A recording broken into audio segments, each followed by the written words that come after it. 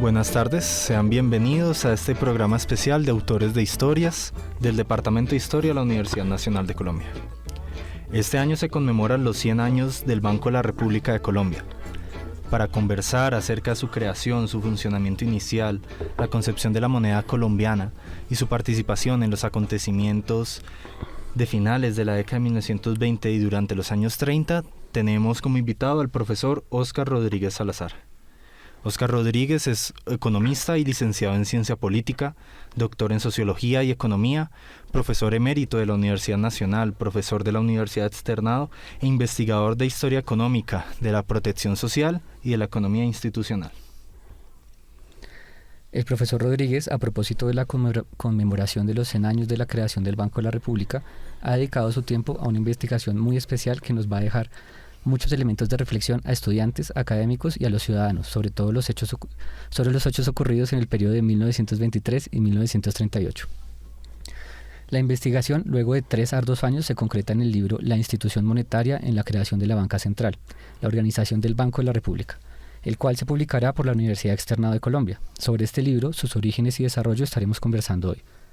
Esperemos generar el interés de todos los oyentes y lectores de esta obra importante para entender la historia del país y para entender temas de sumo interés para todos y todas, puesto que reflexionará y aportará elementos que acercan a nuestra vida cotidiana los conocimientos de un mundo financiero y de una banca que se siente a veces incomprensible y lejana, pero que en palabras del profesor Rodríguez podremos entenderlas con más facilidad.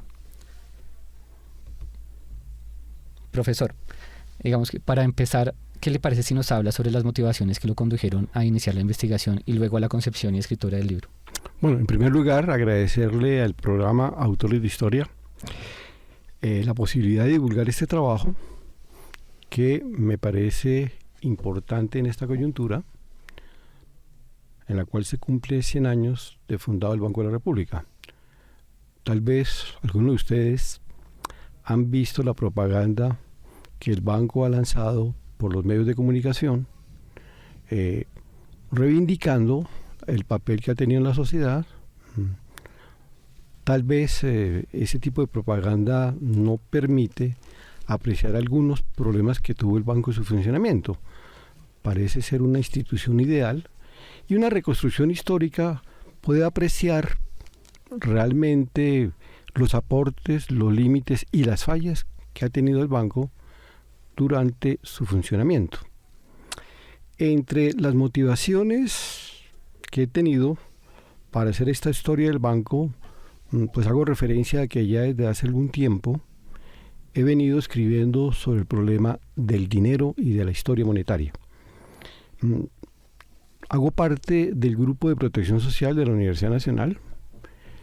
Este grupo tiene 3 colecciones. Hemos publicado alrededor de 18 libros y tenemos una colección particular que se llama Historia Económica, Social y Política.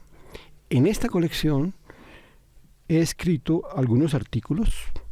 Escribí un artículo sobre la moneda en la ruptura de los lazos coloniales, que más o menos intenta explicar las controversias y el tipo de unidad de cuenta, más tarde hablaré qué es la unidad de cuenta, que optó Colombia una vez expulsados los españoles y poner en funcionamiento la República Liberal. Otro trabajo que hice dentro de esta colección se llama Soberanía y Moneda en el siglo XIX en Colombia. Y ahí trabajé lo que es el régimen monetario del siglo XIX, es decir, el régimen monetario de la banca libre, y me ocupé de un análisis del Banco Nacional, organismo creado durante el gobierno de la Regeneración, liderado por Núñez y Caro. Y en ese fui coautor de un artículo que aprecio mucho, que se llama La moneda en una sociedad de excluidos, el caso de los lazaretos en Colombia. En este artículo, del cual soy coautor, junto con la profesora Dexia Arevalo, explico cómo los lazaretos tuvieron una moneda que se llamó la coscoja, que tenía como objeto el control social.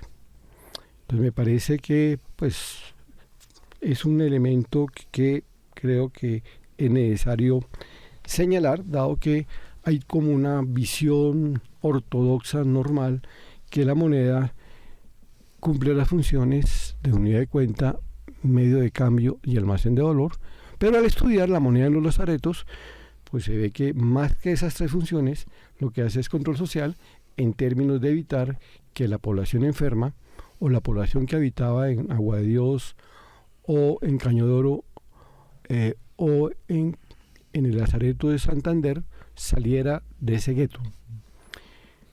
De manera natural, llegué, por lo tanto, al tema del Banco de la República. Y la experiencia de este trabajo se ubica en lo que hemos llamado dentro del institucionalismo histórico la historización de la teoría, que significa cómo los valores, la posición política, el contexto cultural condicionan la forma de conocimiento. De hecho, existe mucha literatura, hay pocos de trabajos que se han ocupado de la historia del Banco de la República, pero yo trato de darle una nueva interpretación, pues obviamente hablaremos posteriormente sobre eso, en esa lógica de la historización de la teoría, que manda un mensaje también, y es que la economía es una construcción cultural y que hace parte de las ciencias sociales y no, como se habla en ciertas facultades de economía, de las ciencias exactas. Sí, profe, muy importante ese concepto de la economía como ciencia social. En eso mismo le podría preguntar sobre los años 20, que son una gran transformación para Colombia y para el mundo. Tanto en el campo cultural, hay cambios en el cine, la música, la literatura. En lo social se forman nuevas clases sociales. Y en lo económico y político el país tiene unas condiciones particulares, que son la República Conservadora y su relación con la creación de la institución monetaria, que es el Banco de la República. ¿Qué motivos hay para que sea esta década en la que se promueve la creación de una banca central? A ver, yo creo que la creación del Banco de la República recoge un conjunto de experiencias que se tuvieron no solamente con la fundación del Banco Nacional, sino con los primeros años del siglo XX. Acordémonos que una vez finalizada la Guerra de los 1000 días, es necesario crear la Junta de Conversión. Esa Junta de Conversión va a jugar un papel muy importante porque cuando se crea el banco, y esto pues obviamente lo encuentra uno en los archivos históricos del Banco de la República,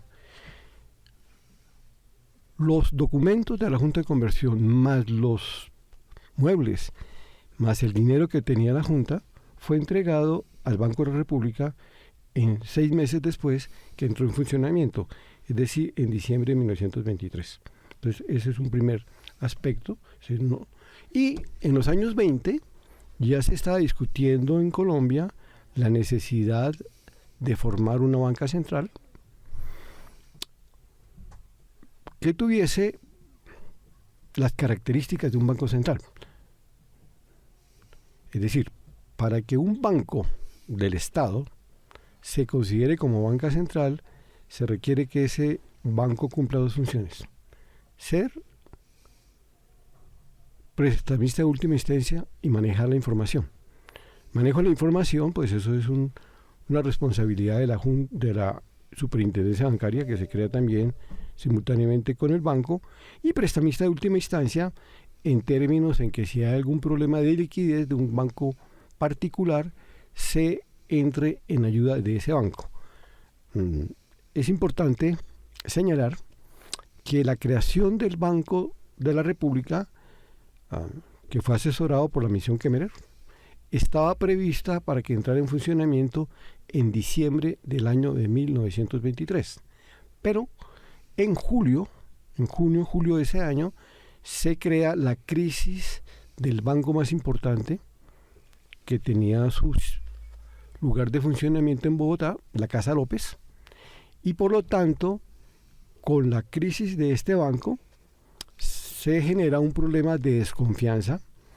Todos los que tenían cuentas en el Banco López fueron a reclamar su dinero. Obviamente el banco no lo tenía. Por lo tanto, el gobierno de ese momento de Pedro Nero Ospina, tomó la determinación de crear un feriado bancario de 3 días, comprar el edificio del Banco López, girar 700.000 pesos para que el Banco López pudiese entrar en funcionamiento y no se generara un pánico bancario que afectara al resto de la banca comercial, tanto de Bogotá como de Medellín y Barranquilla. Por eso se anticipa la fundación del banco. Entonces hay un problema importantísimo. Otro aspecto a señalar es que estos años 20 permite que Colombia entre a la dinámica del capital extranjero en términos de acceder al crédito. Hay un buen libro de un profe ya fallecido, profesor Roberto Junguito. Ese libro se titula La deuda externa del siglo XIX, 100 años de incumplimiento. En ese libro se muestra claramente cómo había una renuencia de la banca internacional, en particular de la banca norteamericana e inglesa, para prestarle recursos al gobierno. Uno de los historiadores que ha analizado el papel de Kemmerer en la formación de los bancos centrales del mundo andino, Paul Drake, ha señalado claramente que para que estos países, hablando de Bolivia, Chile, Perú, Colombia, tuviese acceso al crédito internacional norteamericano, la banca norteamericana exigía que esos créditos que se van a desembolsar fuesen cancelados. Para que eso sucediera, era necesario una transformación institucional, entre ellos la creación de 3 organismos centrales: el Banco de la República, la Superintendencia Bancaria y la Contraloría General de la República. Y en efecto, Kemmerer y su equipo, que en su primera visita redactan las exposiciones de motivos y las leyes que van a ser tramitadas en el Congreso para que estas 3 instituciones surjan. Eso le da posibilidades a que Colombia entre a el mercado de capitales internacional, que la banca privada norteamericana diese crédito, pero además se conjuga con otro punto, y es que Estados Unidos da 25 millones de dólares por la indemnización de la pérdida de Canal de Panamá, y eso se va a configurar en el pacto Thomson-Urrutia. Parte de ese dinero, 5 millones de dólares, van a ser utilizados para la creación del Banco de la República. Pero aquí valdría la pena también indicar que este dinero que la banca norteamericana entrega a Colombia no lo entrega en un solo contado. La entrega es en 5 contados y tienen como presión para que se dilate la entrega, es que Colombia tuviese una legislación sobre petróleos favorable a las empresas norteamericanas. Las compañías. A las compañías norteamericanas petroleras. Bueno, profe, el banco se crea en 1923 y adopta el patrón oro para darle esa confianza que necesitaba la moneda colombiana. Cuéntenos un poco por qué era fundamental establecer la confianza en la moneda y qué motivos llevaron a que se adoptara este patrón. Bien. Aquí nuevamente hay que hacer una reconstrucción histórica. Podríamos señalar como dos hechos históricos que podrían ayudarnos a comprender el por qué se opta por el patrón oro. El primero es la banca libre. Es decir, ese es un sistema, un régimen monetario creado bajo la Constitución de Río Negro de 1863, conocida como los Estados Unidos de Colombia, y ahí se va a crear la banca libre, que significa que cada banco privado puede emitir su propio dinero, su propio billete. Pero no existe una institución como la banca central en términos de ser prestamista en última instancia, en términos de manejar la información. Esta banca libre, que está asociada al proyecto del Olimpo Radical Liberal, va a ser transformada con la Constitución de 1886, en la cual el Estado va a retomar la soberanía monetaria. Entonces, en la Constitución del 86 es el Estado y no la banca privada la que maneja la oferta monetaria. El problema del Banco Nacional fundamentalmente fue que se construyó sobre el papel moneda. Y dado que había poca aceptación en transacciones, se crea el papel moneda de curso forzoso. Es decir, todas las transacciones, pago de impuestos, pago de salarios, compra de mercancías, tenían que ser aceptadas en papel moneda. Pero acá, evidentemente, el gobierno de Núñez y Caro, gobierno represivo, utiliza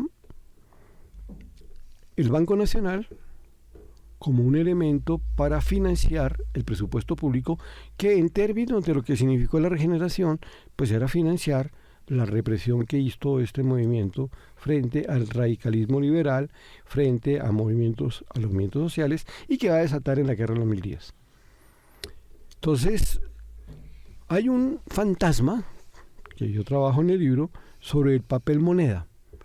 Uno de los críticos más fuertes de ese papel moneda va a ser alguien que estuvo, Esteban Jaramillo, que estuvo acompañando la creación del Banco de la República. Y el papel moneda es, en últimas, una moneda de carácter fiscal que permite la financiación del presupuesto. No tiene ningún tipo de respaldo. Entonces, Kemmerer, que allá había hecho varias asesorías internacionales, va a plantear la necesidad de crear el banco, de unificar el circulante. Para el momento que llega Kemmerer hay varios billetes, bonos de tesoro, cédulas hipotecarias que cumplen el papel de dinero.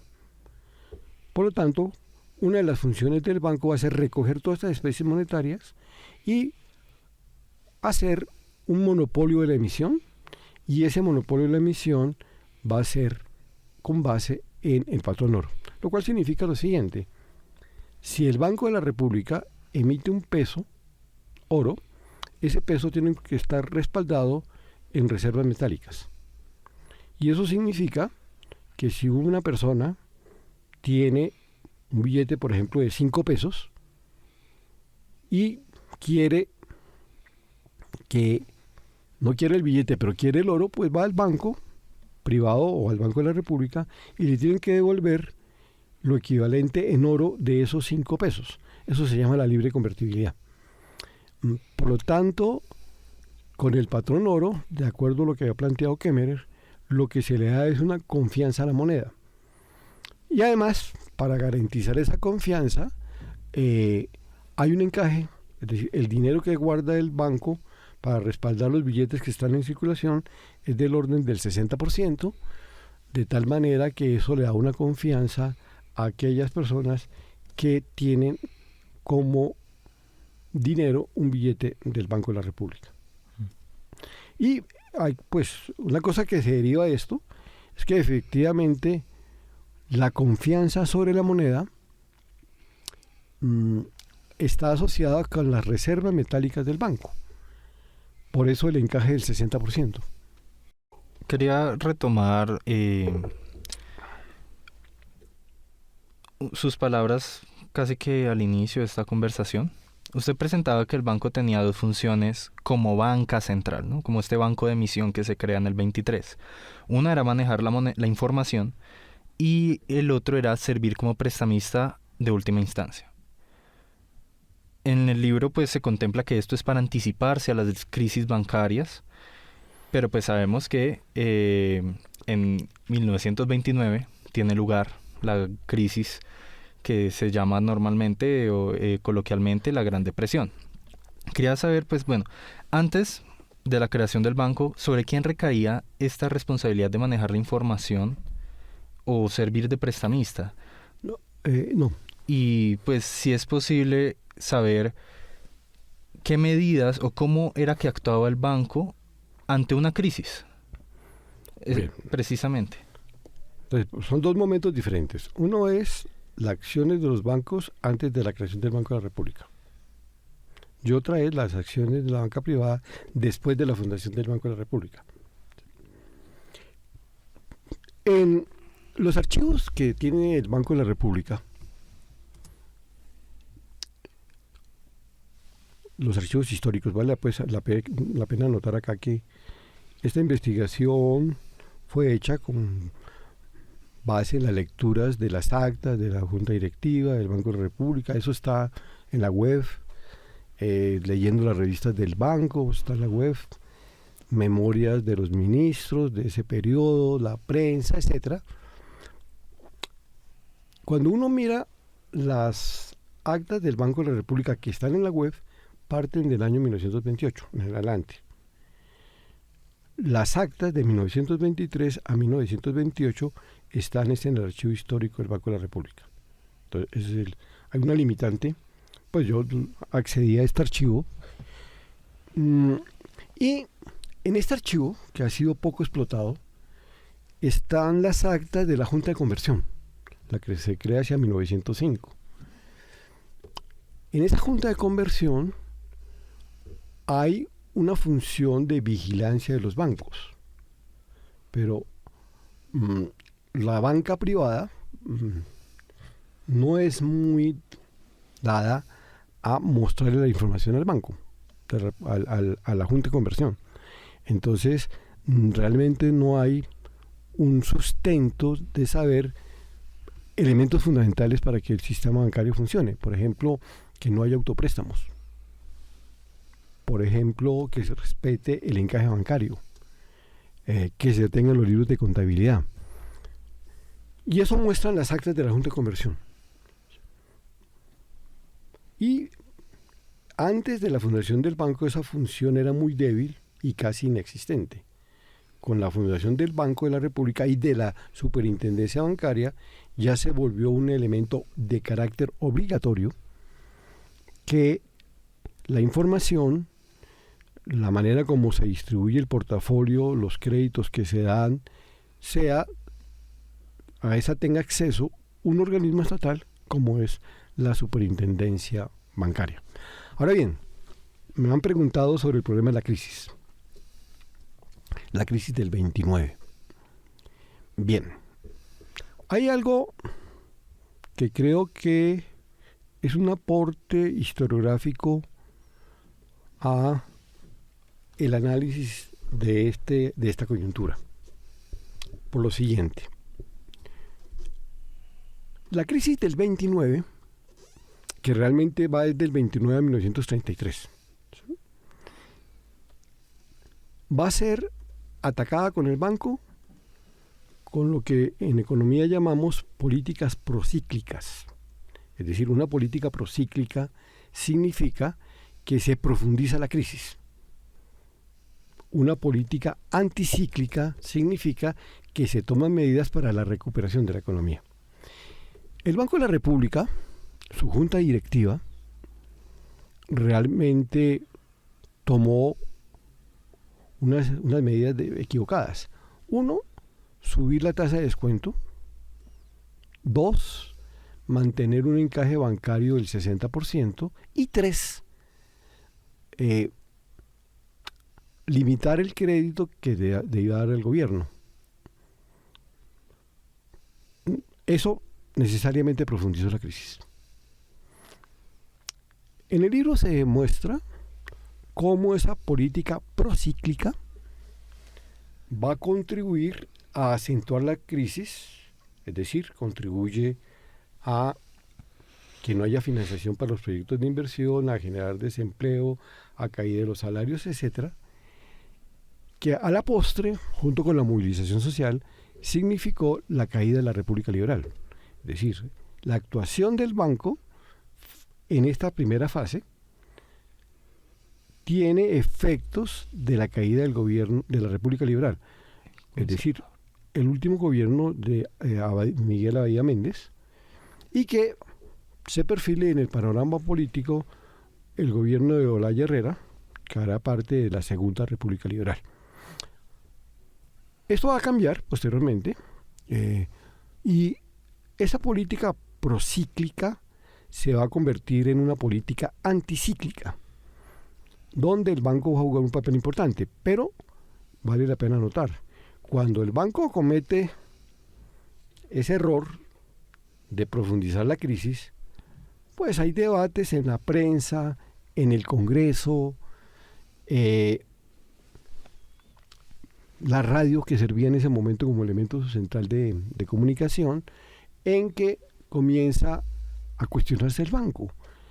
Uno de los elementos que se cuestionó también cuando se fundó en el año 1923, cómo era posible que el banco tenía 4 tipos de accionistas que se manifiestan en acciones de tipo A, B, C y D.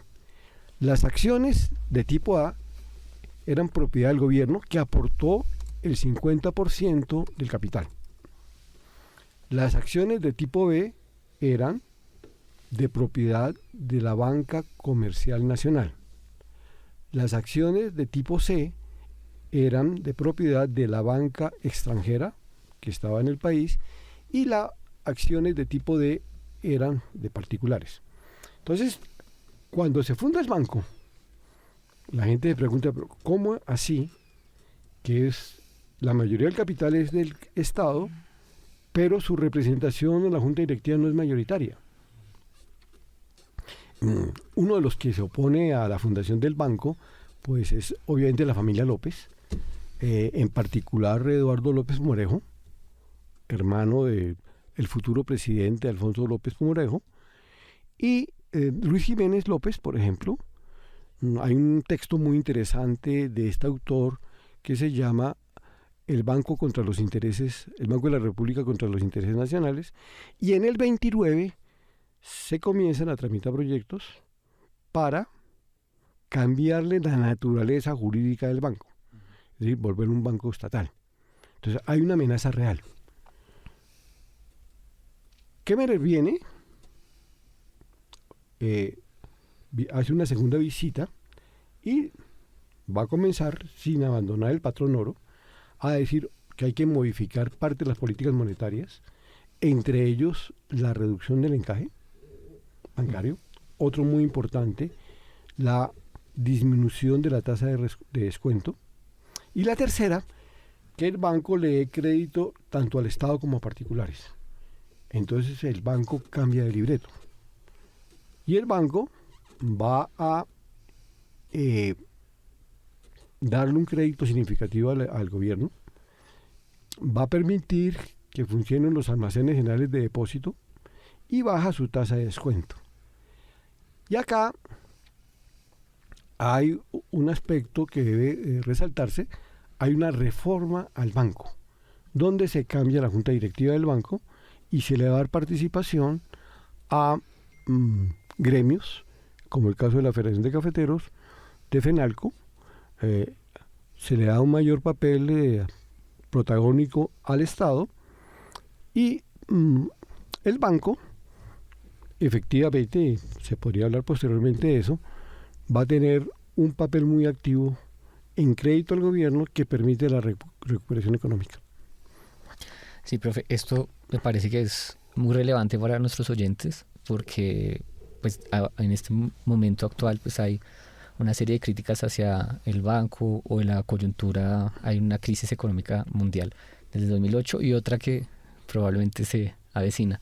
En ese sentido, me parece interesante que podamos profundizar en el papel del patrón oro y las características de los regímenes monetarios que se basan en este. Actualmente no nos regimos bajo el patrón oro. Vemos que durante la crisis del 29 al 33 del 28 al 33 que nos estaba explicando, hubo unos cambios entre pasar, creo que para los años 30 Inglaterra también abandona el patrón oro, nosotros también. Entonces me gustaría que nos profundizara un poquito más para entender tanto ese periodo de los años 20 y 30 como para de pronto hacer un paralelo con la de ahorita. Y de pronto para empezar esa explicación nos podría contar qué es una unidad de cuenta, para tenerlo un poco más bien. Claro. Realmente son varias preguntas, voy a tratar de responder a cada una de ellas. Comencemos por la primera. La unidad de cuenta, si la moneda, de acuerdo a la economía ortodoxa, tiene como funciones el ser unidad de cuenta, medio de cambio y almacén de valor. Esto lo vamos a controvertir nosotros. Pues efectivamente esas funciones se cumplen, pero tenemos una visión diferente al porqué de esas funciones. Por el momento podríamos decir que la unidad de cuenta es un sistema por el cual opta la sociedad para servir de referente, o como diría Marx, de equivalente general, en términos de los precios de las mercancías, los precios de los salarios, el pago de impuestos, y la unidad de cuenta nuestra es el peso. La unidad de cuenta de la economía brasileña es el real. La unidad de cuenta de la Comunidad Europea es el euro. La unidad de cuenta de la economía inglesa es la libra esterlina. Entonces, cuando el Banco de la República inicia operaciones, la unidad de cuenta es el peso equivalente en gramos de oro. O sea, eso es uno de los elementos centrales.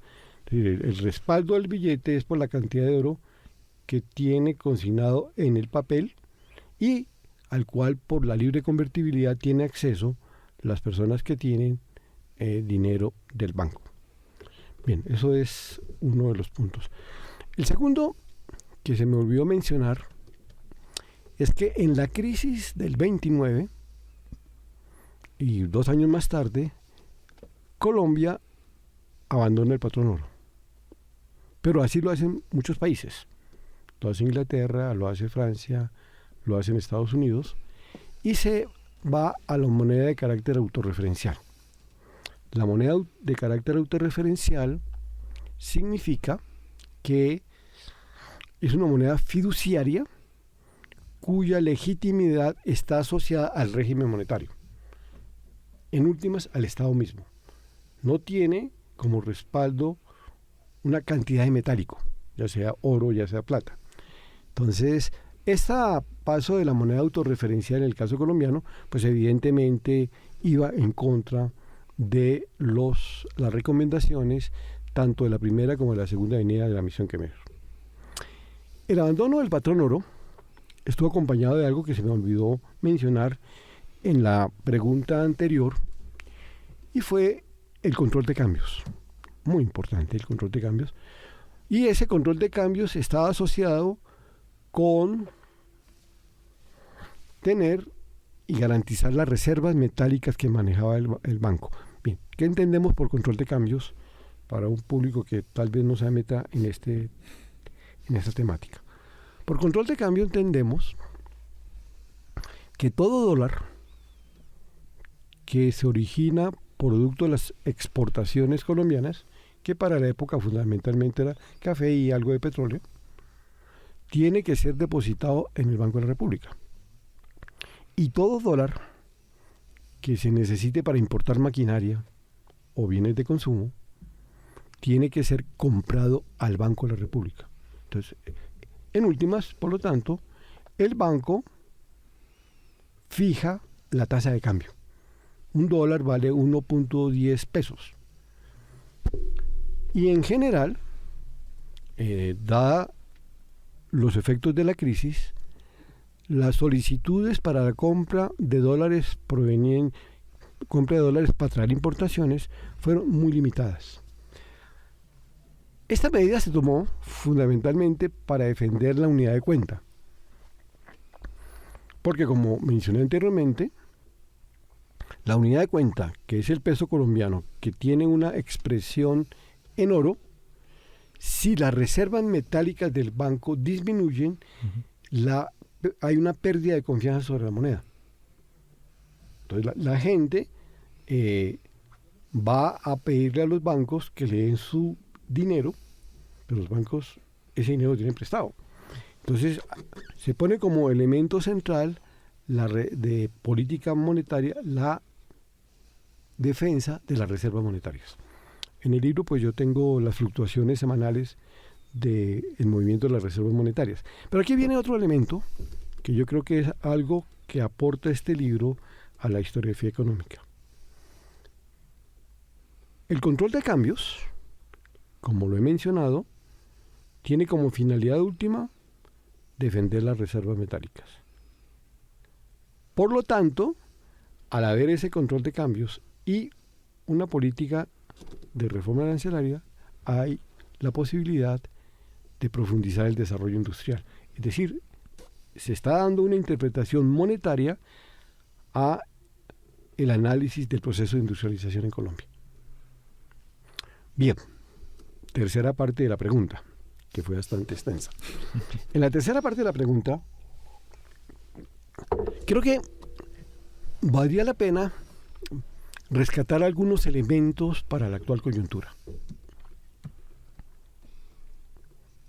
La propaganda que pasa por los medios para defender, no tanto para defender, sino para legitimar la existencia del banco, se hace en una coyuntura particular. No solamente porque el banco cumple 100 años de fundado, ya de por sí es algo importante explicarnos la dinámica que permitió el funcionamiento del banco, sino porque ha habido una crítica de parte de la administración de Petro sobre cómo el banco, bajo una teoría que se llama la inflación objetivo, sube la tasa de interés con miras a frenar la inflación. Esa subida de la tasa de interés pues va a repercutir necesariamente en el encarecimiento del crédito al consumo, repercute en el encarecimiento de los proyectos de inversión que tienen que acceder al crédito y en últimas tiene efectos sobre el empleo y tiene efectos sobre el crecimiento del Producto Interno Bruto. Reconstruyendo la historia, encontramos que efectivamente la reactivación económica que se tuvo del periodo después de la crisis, ya que comienza más o menos en los años 33, se tenía otro libreto. ¿Cuál era el otro libreto?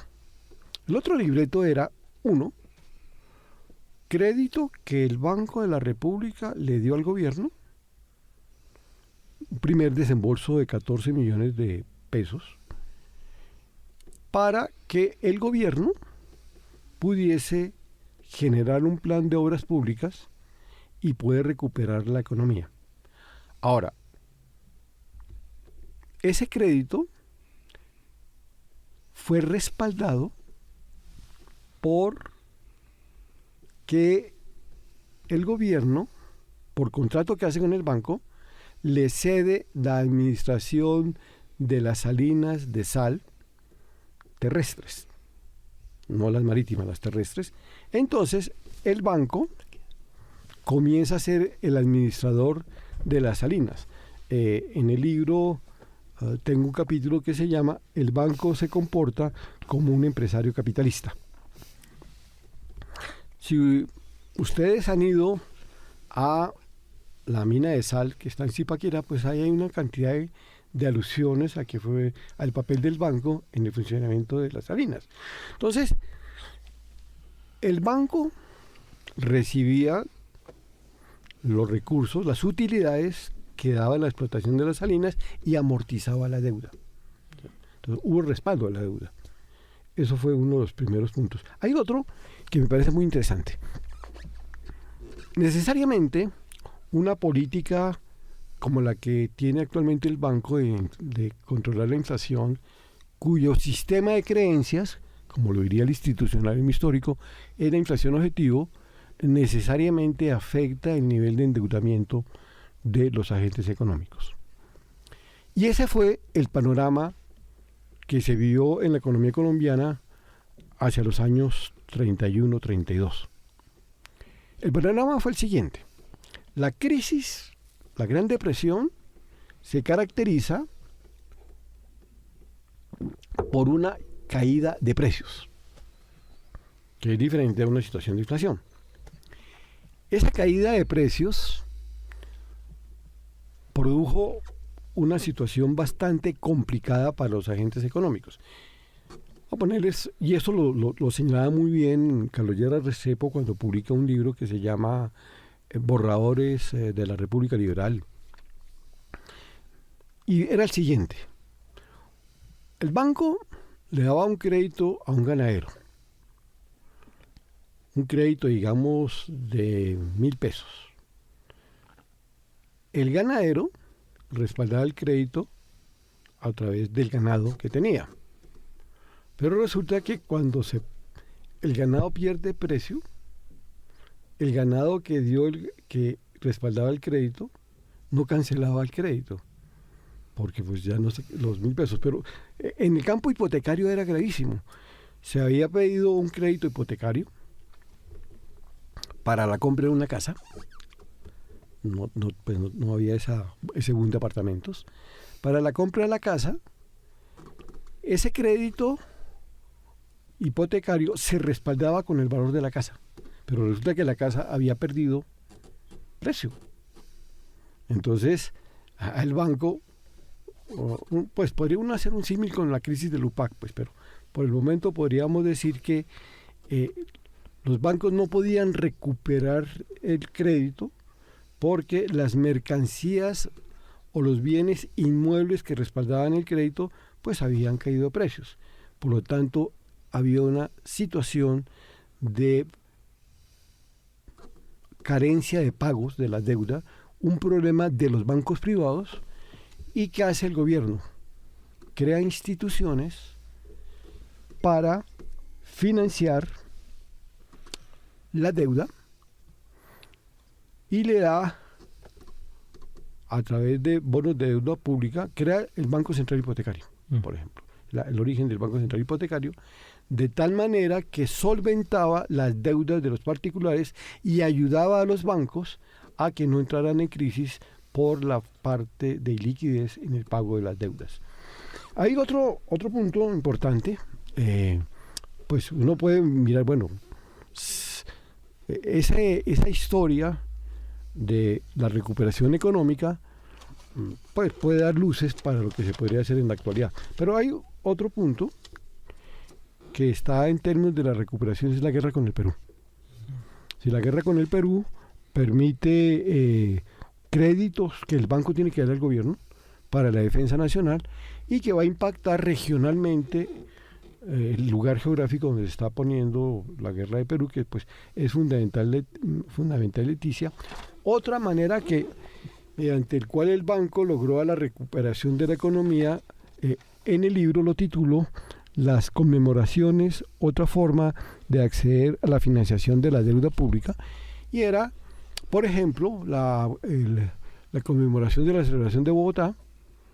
El banco posibilita un crédito al municipio de Bogotá para la construcción de acueductos y alcantarillados.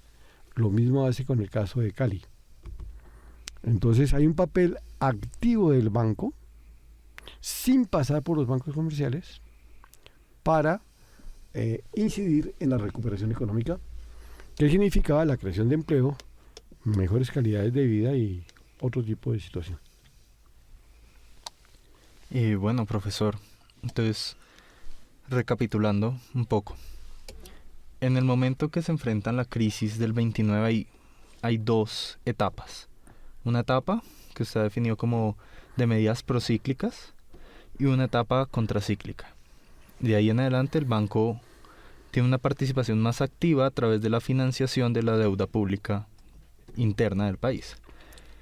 Quisiera saber cómo fue afectada la imagen del banco, hasta qué punto fue afectada, que pues llevó a discutirse por medios públicos la posibilidad de una reforma o para algunos cerrar el banco. Y por otro lado, este sistema de creencias, ¿a quiénes se veían como en esta duda, en esta disputa de qué debe hacer? ¿Era la parte política o también el ciudadano a pie estaba cuestionándose mucho cómo estaba funcionando la economía de su país? Bien, a ver, yo creo que se podría responder de la siguiente forma y tal vez introducir otro elemento que no he tocado en la exposición, y es que para la recuperación económica fue necesario decretar la moratoria de la deuda externa. Eso sería un anatema actualmente, pues obviamente. Esa moratoria, pues Colombia había tenido, pues hay muchos trabajos sobre el cálculo de cuánto fue la cantidad de dinero que llegó, pues hablamos nosotros de más o menos 178 millones de dólares. Se decretó, casi todos los países la decretaron, inclusive los países europeos, y Colombia la decretó de la siguiente forma. La decretó mediante el pago, o sea, se evitaba el pago del principal y se pagaba, o sea, no se pagaba capital, pero se pagaban intereses. Entonces, esa es la moratoria. Esa moratoria le permite a Colombia, y hay toda una argumentación de López Pumarejo a ese respecto, pues cuando llega a la presidencia en el año 34, de cómo esa liberación de recursos permitía una mayor inversión del capital, mayor presupuesto, que pudiese recuperar la economía. Pero hay otro componente que creo que es importante señalar y que podría servirnos para la actual coyuntura. Al decretar la moratoria, obviamente los que tienen los bonos de deuda pública, los bancos norteamericanos, reaccionan. Pero aquí hay una coyuntura particular, y es que la moratoria es un asunto entre los bancos comerciales norteamericanos y las entidades que tomaron en Colombia el crédito externo. Estoy hablando de la nación, los departamentos y los municipios. Cuando llega Olaya Herrera al gobierno, pues se comienzan a hacer presiones para que Colombia pague el principal, pague el capital, y se amenaza con ponerle un impuesto a las exportaciones cafeteras colombianas que llegan al mercado norteamericano, o sea, las importaciones norteamericanas de café, que son las exportaciones. En esa coyuntura, pues hay una reacción. Eso se presenta en los últimos años del gobierno de Abadía Méndez y en el primer gobierno de López Pumarejo. ¿Cómo reacciona el gobierno? El gobierno reacciona llegando a un acuerdo con el gobierno de Estados Unidos para la firma de un convenio comercial firmado en el año 35 entre el gobierno norteamericano y el gobierno colombiano. ¿Qué nos dice ese convenio comercial? Ese convenio comercial va a plantear lo siguiente, que Estados Unidos no le va a colocar impuestos al café proveniente de Colombia. En el artículo primero, por lo tanto, a Colombia se le exime de impuestos en 12 posiciones arancelarias. O sea, puede llegar al mercado norteamericano sin pagar impuestos el bálsamo del Tolú, la ipecacuanha natural, obviamente el café, el plátano, las esmeraldas, pero a cambio se le da un tratamiento sin impuestos, sin aranceles, a 163 posiciones provenientes de Estados Unidos. Ustedes pueden comparar, 12 productos colombianos pueden llegar a Estados Unidos sin impuestos y ellos nos pueden enviar, podemos importar 163 productos: cereales, granos, tabaco, manufactura, derivados del hierro, vehículos, etcétera. Bien, pero aquí hay otro punto que se tiene que estudiar y hay una cláusula que se maneja en relaciones internacionales que se llama la nación más favorecida. Esa nación más favorecida quiere decir lo siguiente, que las exenciones que le ha dado el gobierno colombiano a las importaciones norteamericanas tienen que ser extendibles para aquellos países con los cuales Colombia ha firmado tratados comerciales. Entonces recordemos, Colombia firmó un tratado con el Imperio Británico en 1866, con Alemania en 1892, con Francia en 1892, con Bélgica, los Países Bajos, Bolivia, Dinamarca, Groenlandia, Brasil. Luego, todos estos países tienen el derecho de mandar esos 162 productos sin aranceles. Gerard Restrepo en Apuntes de la República Liberal dice que eso fue una embarrada que cometió el gobierno porque efectivamente desprotegió la economía. Por lo tanto, la única alternativa que tenía Colombia para proteger su industria era hacer uso de la tasa de cambio y no podía hacerlo vía el arancel porque el Tratado de Comercio más estos elementos de la nación más favorecida le impedía una reforma arancelaria que afectara a estos países. Esto sería como interesante mirar con los tratados de libre comercio que existen en la actualidad. Sí, profe, porque además todo lo que nos está contando sobre pues, su tesis principal respecto a otras de la historia del banco es el sistema de creencias que se maneja. Entonces vemos que tanto en la coyuntura de los 30 como en la actual hay dos coyunturas que se siguen enfrentando, siguen siendo como, hay una constante. Y una es, por ejemplo, el mercado autorregulado y la otra, una forma de garantizar la autoprotección de la sociedad, como decía Sebastián. En ese sentido, hay un punto polémico que usted introduce sobre las funciones del banco, que es una concepción de la institución monetaria o la moneda como elemento explicativo y muy importante en el proceso de industrialización colombiano.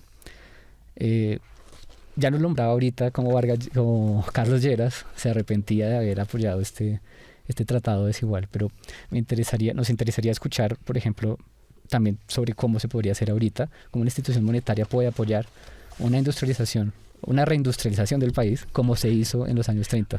Ya me meto aquí en el núcleo duro de la discusión, pero no me aguanto las ganas de responder. Mira, en este momento creo que hay una política acertada de Petro en términos que lo manifiesta su plan de desarrollo de reindustrializar el país. Yo creo que eso es una orientación y es una orientación que están tomando la mayoría de los países. Esto pues, es resultado de lo que significó la crisis del COVID. Bien. Y simultáneamente tenemos otra cosa, ¿cierto? Simultáneamente tenemos una reforma pensional. La pregunta es obvia. Tuve la oportunidad de hacer la historia del Seguro Social. Pues me ocupé de eso en en un libro que se llama Poder Político y Mercado en las Reformas a la Seguridad Social. De ello podría decir lo siguiente: la reforma pensional, tal como está actualmente en el Congreso, significa que de 1 a 3 salarios mínimos las personas van a entrar a Colpensiones, y obligatoriamente para aquellos trabajadores que tengan más de 3 salarios mínimos se van para los fondos privados. Es decir, los fondos privados van a continuar manejando un buen nivel de reservas de ahorros, que es el ahorro más importante de la economía. Y cuando uno mira el portafolio de inversiones de los fondos privados, pues ahí los indicadores señalan: una parte se va para financiar la deuda pública interna, otra se va para el mercado exterior, otra parte se va para financiar las propias empresas de los grupos económicos, Aval, y el grupo del sindicato antioqueño. Mi pregunta es obvia: ¿por qué esos dineros no financian el proceso de reindustrialización que está proponiendo Petro? En vez de estar financiando estos pulpos económicos, ¿por qué no financian a la pequeña y mediana empresa? Esto es absurdo, ¿sí? Es absurdo, porque para mí, pues obviamente tengo muchas críticas a la reforma pensional, no tengo mayor crítica a la reforma de salud, pero yo veo que es obvio que ese proyecto, que me parece fundamental, tiene formas de financiar, y eso es a través del ahorro pensional. Bueno, me sale un poco el tema, pero creo que es muy importante para los oyentes, porque hacen un paralelo directo entre los años 30 y ahora, que si bien pues no son específicamente los mismos problemas, sí son unos problemas estructurales que nos afectan desde el siglo XX. Nos parece valioso que para la audiencia toquemos un poco de estas escuelas de pensamiento en las que se ha inspirado. Sabemos que usted no es del pensamiento ortodoxo, usted ha profundizado a través de la Escuela Francesa de la Regulación, la Escuela de los Anales. Entonces, por favor, cuéntenos un poco a través de eso. ¿De dónde salen su análisis? Okay, bien.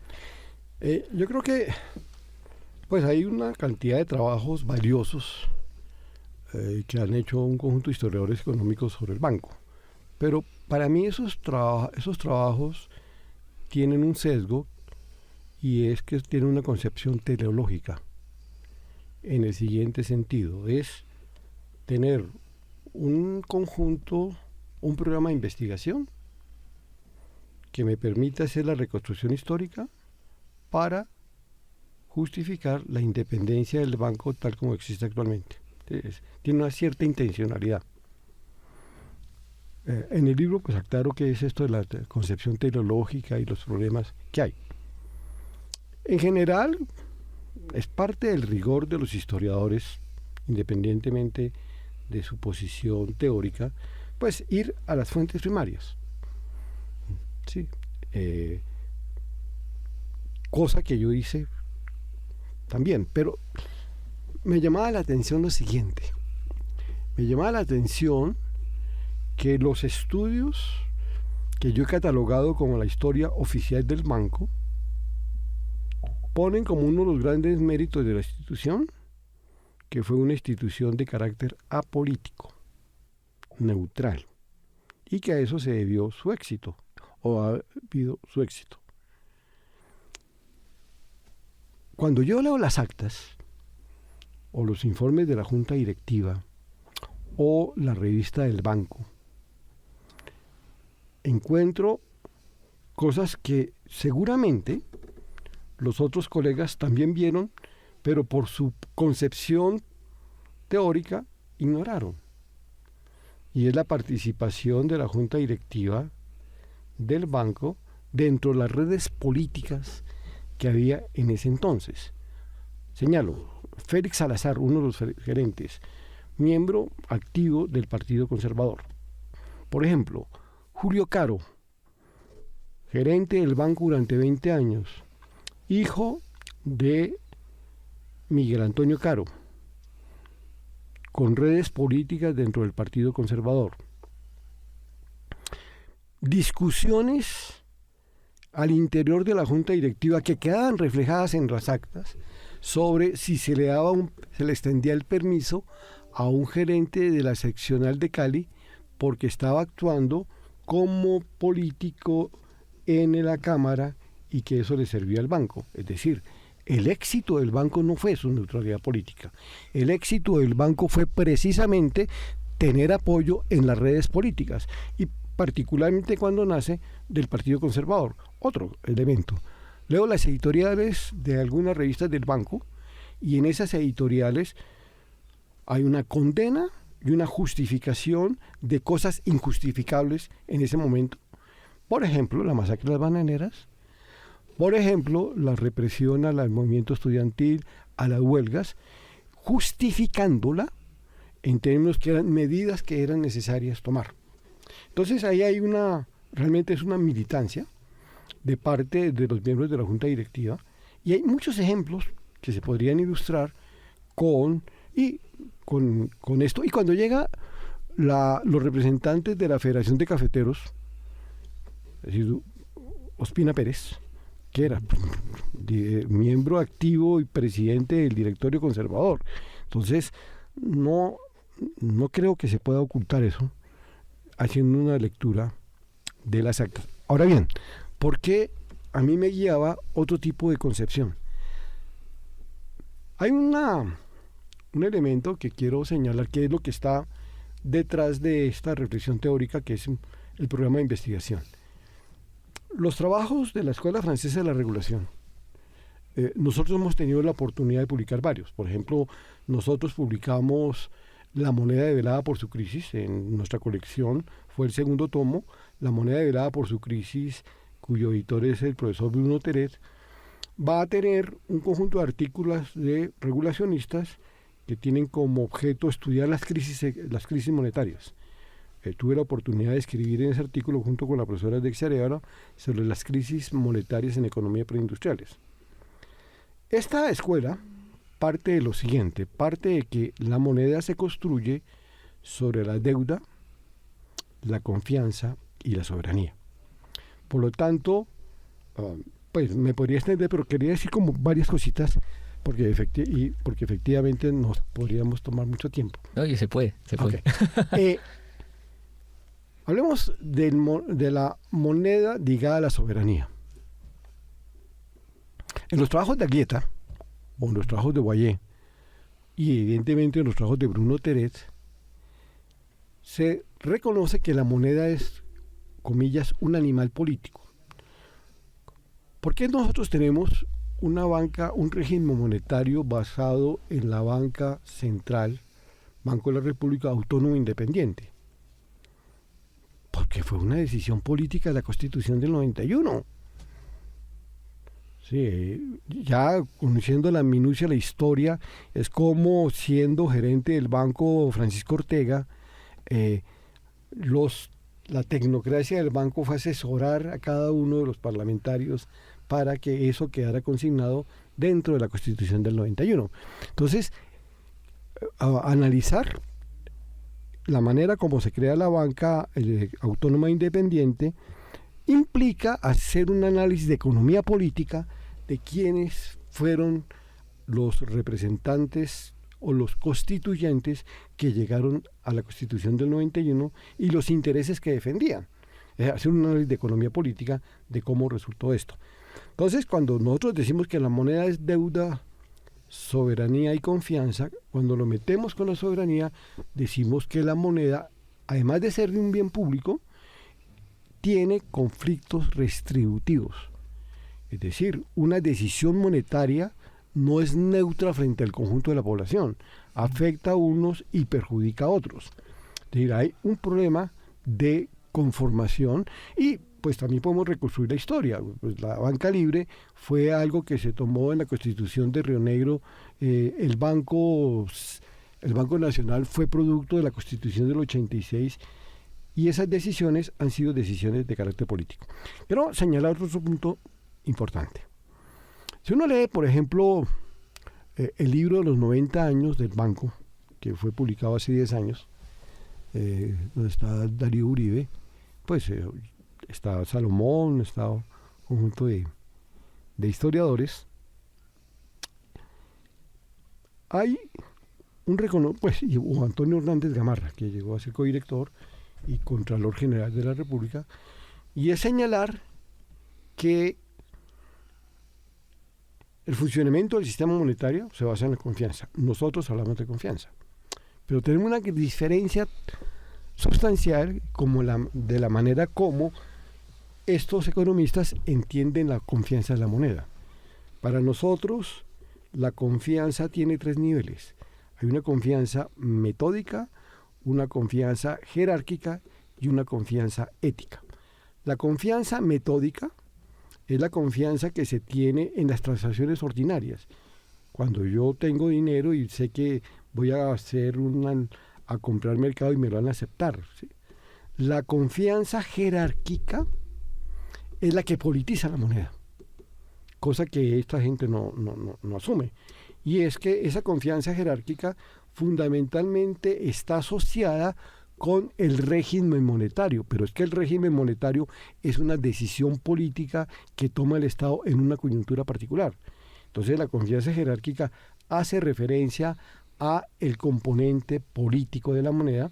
Y por último, la confianza ética se asocia con el sistema de valores que tiene una sociedad en su funcionamiento.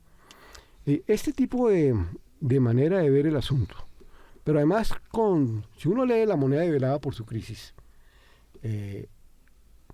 uno encuentra que hay también una óptica de carácter comparativo. Es decir, uno puede ver cómo este elemento ha sido explicado en diversos países, y podríamos decir otra cosa. Podríamos mencionar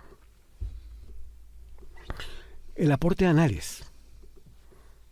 El aporte de Anales a esta construcción monetaria. Lo que pasa es que en las facultades de economía, donde conozco los pensum, solamente se enseña una forma de ver el asunto.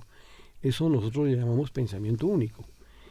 Y no se enseña la dimensión multidisciplinaria que, por ejemplo, tiene la moneda. El dinero ha sido analizado por la filosofía, Simmel, ha sido analizado por la antropología, René Girard, ha sido analizada por la ciencia política, el trabajo de Bruno Pérez sobre regímenes económicos de orden político, ha sido analizado por la historia, y por la historia en particular por Anales, en 2 grandes representantes de Anales, Marc Bloch y Fernando Braudel.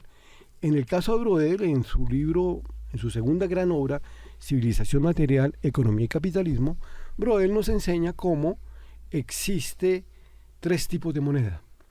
Una moneda muy ligada al comercio a gran distancia, que es el oro, la moneda de oro. Otra moneda que sería asociada con la plata,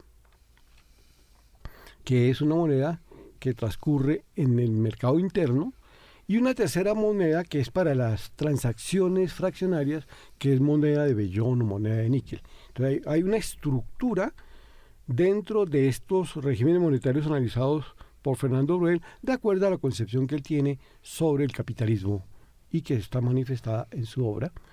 De modo que este programa de investigación, que nos sirvió para mirar, como lo mencioné anteriormente, la moneda en unas sociedades fluidas, pues aporta elementos diferentes, otro tipo de interpretación que desafortunadamente no tiene mucho eco en las facultades de economía, sí en los departamentos de historia y tal vez en departamentos de antropología, que es un poco el marcaje del dinero. Sí, es muy interesante escuchar esta reflexión, porque, como usted dice, hay un pensamiento único que no está, podría decir yo, solo en las facultades, sino incluso en el ambiente social general. Cuando la gente habla de economía, se está refiriendo casi siempre a las categorías neoclásicas. Como que de pronto en generaciones anteriores, en Colombia y en el mundo, se manejaban más los campos sociales de Bourdieu, o que la moneda estaba atravesada por los problemas sociales, pero eso se ha ido abandonando. Entonces creo que su libro es una reflexión muy interesante, por eso es muy recomendado que se lea, porque además la historia también tiene ese elemento que hace usted ahí, que es esa, digamos, microhistoria política, de entender cuando los individuos también interactúan en la sociedad, como estaba nombrando, cuando Lleras se arrepiente y este tipo de elementos. Para ir terminando, podría, profesor, decirnos de pronto, según la experiencia que usted ha estudiado del banco y cómo ha funcionado desde los años 30, ¿qué utilidad tiene de pronto para diseñar políticas económicas actuales? Bueno, ya mencioné una, ¿cierto? Uh-huh. Que es el problema de la reindustrialización. Yo creo que hay una serie de dogmas que se han naturalizado dentro de los medios de comunicación, pero sobre todo en la tecnocracia. La tecnocracia que todavía subsiste en aquellas instituciones responsables del diseño de la política económica, han tratado de naturalizar ciertos elementos que pues no tienen mayor soporte si uno hace una revisión histórica. Por ejemplo, se sataniza, cosa que no sucedió en los años de la crisis, créditos del banco sin pasar por la banca comercial al gobierno. Mencionaba el Banco de la República como empresario en términos de la explotación de las minas de sal. El problema de la deuda, ¿sí? Otro que me parece fundamental, pues, pero es una discusión mucho más amplia, y es algo que está generando una crisis del capitalismo, porque la mayoría de bancos centrales tratan de luchar contra la inflación a través de la inflación objetivo, es decir, tratando de frenar los incrementos de precios a través de incremento de la tasa de interés, lo que necesariamente profundiza la crisis. El problema de la deuda, por ejemplo, que fue otro de los asuntos que consideré, los problemas de los tratados de libre comercio, la rediscusión de los tratados de libre comercio. Creo que esto aporta, pero pues para crear otro tipo de conciencia. Nosotros seguimos siendo académicos, no aspiramos ni a pertenecer a órganos de poder, ni aspiramos a puestos de dirección dentro de la burocracia. Es decir, esto se hace fundamentalmente bajo una perspectiva de independencia, que es la única forma de crear pensamiento crítico. Sí, muy, muy importante eso de generar conciencia, porque pues estas políticas están diseñadas, digamos, desde arriba. Desde el Consenso de Washington, la misión, el objetivo inflación es universal, al menos en Latinoamérica. Y es importante su trabajo de pronto de generar conciencia a las bases, ¿no? Podría decir, a las bases sociales. Sebastián, si quieres. No, profe, pues ya para terminar este programa, agradecerle su participación. Muchas gracias por toda esta reflexión que genera su libro, pero quisiéramos que usted en sus palabras le diga a la audiencia qué efecto en particular espera producir. Yo lo que esperaba era, bueno, son varios los públicos a los cuales va diseñado este libro. He hecho un esfuerzo de utilizar un idioma, una forma de redacción que tenga a un amplio público. No estoy escribiendo para un gueto, para un conjunto de especialistas. Se podría hacer, pero no es mi percepción sobre lo que debe ser el conocimiento. Entonces, yo espero que el libro, obviamente hay un público natural, que es el mundo académico, pues es tal vez lograr influenciar a cuerpo docente y a estudiantes de pensar de otra forma. Es decir, pensar de otra forma quiere decir que otro mundo es posible. Al público en general, acercarlo a un tema que los economistas ortodoxos han tratado de volver antidemocrático. Me explico. Se instaura una creencia, por ejemplo.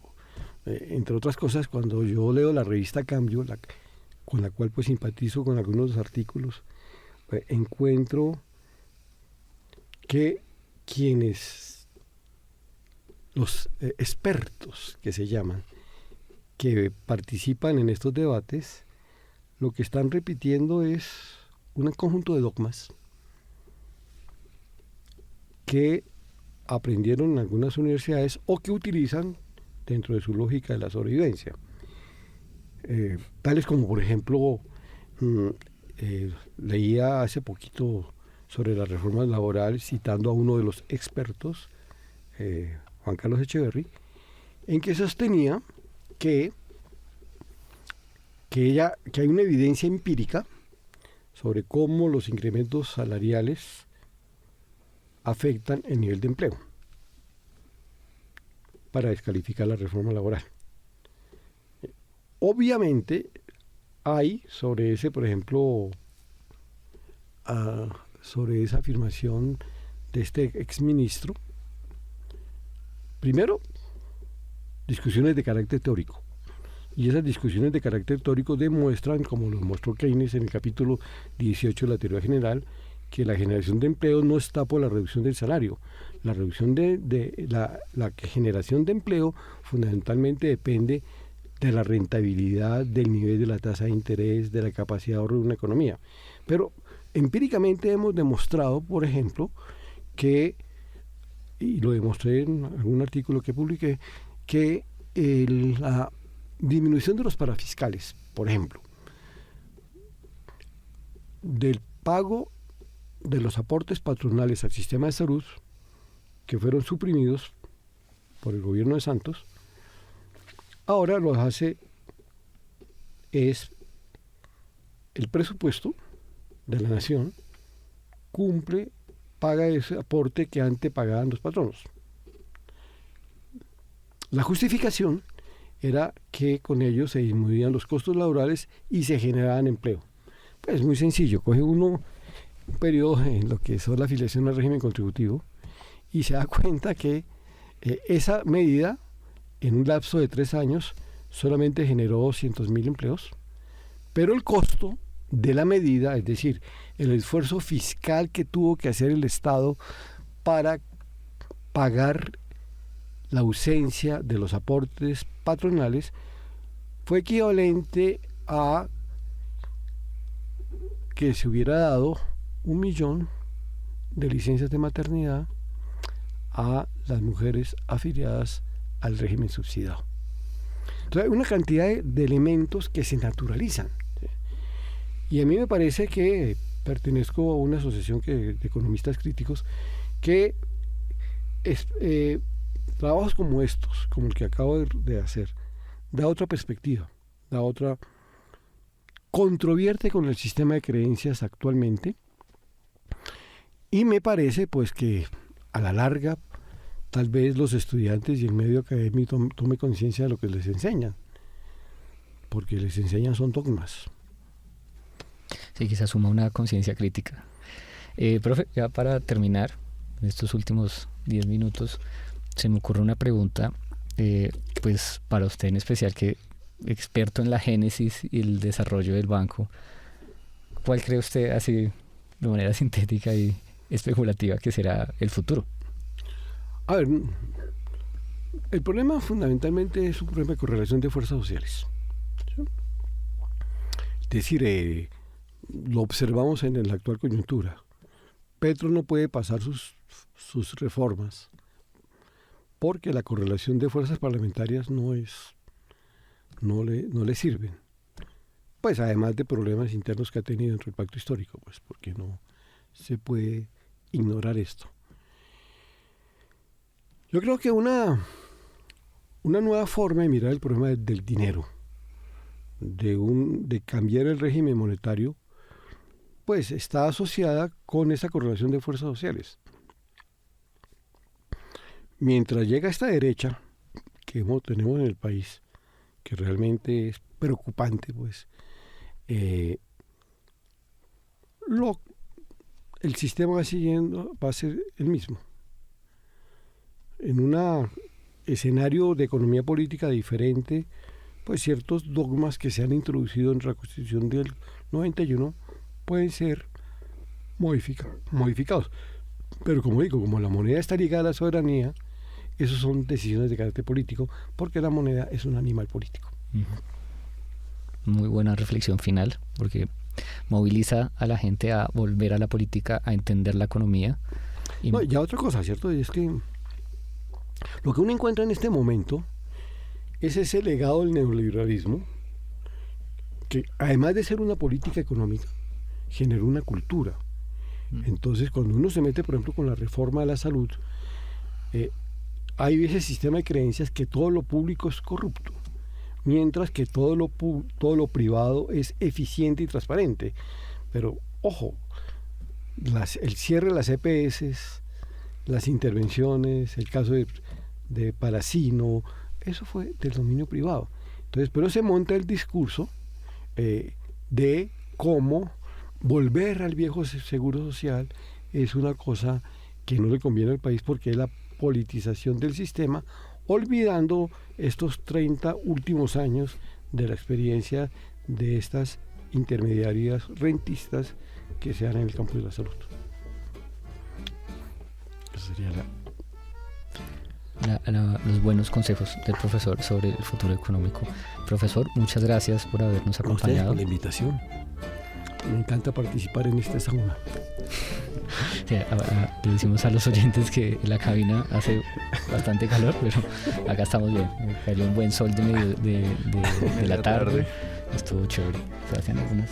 No, agradecer nuevamente la participación del profesor, a la audiencia, para que los invitamos a que lean este libro y empiecen a desarrollar este pensamiento crítico que tanto necesitamos en la actualidad. Muchas gracias, profesor, y esperamos que participen nuevamente en el programa Autores de Historias. Gracias por la invitación, con gusto. Que nos aporte otra vez con su gran conocimiento, y les recordamos que el libro va a ser editado por la Universidad Externado de Colombia, pronto a publicarse, y que se animen a comprarlo porque es muy interesante. Muchas gracias.